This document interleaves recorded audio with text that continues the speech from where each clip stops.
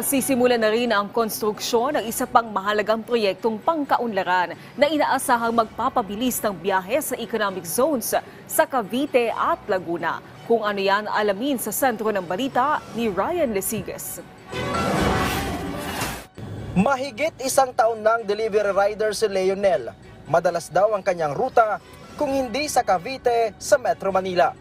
Bilang isang delivery rider, kailangan daw paspasan ang kanilang biyahe. Sa tindi ng traffic, madalas daw napaghihinitan sila ng nagpapadeliver. Laking pasalamat daw nila sa mga expressway dahil kahit papano, mas nagiging mabilis ang kanilang biyahe. Opo, malaking tulong po kasi mapabilis yung namin deliver. Oo, mas maganda yung may guwan. Mas mabilis yung namin biyahe. Si Marvin naman arawan ng sahod sa pagdi-deliver ng construction materials. Kaya pag naipit sa traffic, mababawasan ang kanyang kikitain. Yung deliver namin to, 4 na bagsak. Iba-iba yung roto namin. Pag nata-traffic, minsan ginagabi kami. Minsan kasi aaris kami ng madaling araw. Ganon din, marami kasing truck eh. Pag lalo na pag yung truck ban, ganyan.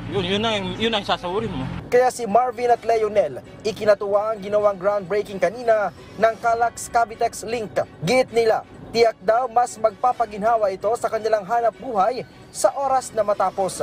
Eksakto 9:00 kanina nang pangunahan ni Pangulong Ferdinand Marcos Jr. ang groundbreaking ceremony ng Cavitex-Calax Link Segment 4. Ito ay 1.3 kilometers dual 2-lane expressway na nagsisimula sa Tirona Highway. Sa oras na matapos sa abot sa 22,000 sasakyan ang makikinabang dito araw-araw. Mababawasan din ito ng mahigit 1 minuto ang biyahe mula Cavitex-Cavite segment patungo sa Kalayaan Road.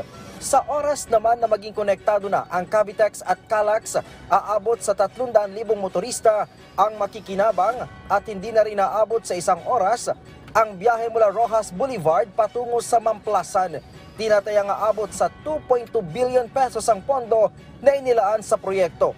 Target itong matapos sa August 2025. Giit ni Pangulong Marcos, ang Cavitex-Calax Link ay kasama sa 3 milestones projects na magbibigay realidad sa kanyang pangako na baguhin ang pamumuhay ng milyong-milyong Pilipino sa pamamagitan ng pagpapaluwag sa trapiko sa Greater Metro Manila. The Cavite-Calax Link, originating from Kawit, Cavite, is a 1.2-kilometer connection whose length may be short, but its impact will be substantial.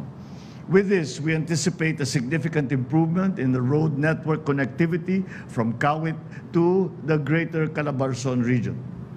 By establishing a direct connection to Calax, we also ease the traffic congestion at the busy intersection of Tirona Highway and Centennial Road. Ryan Lesigas para sa Pambansang TV sa Bagong Pilipinas.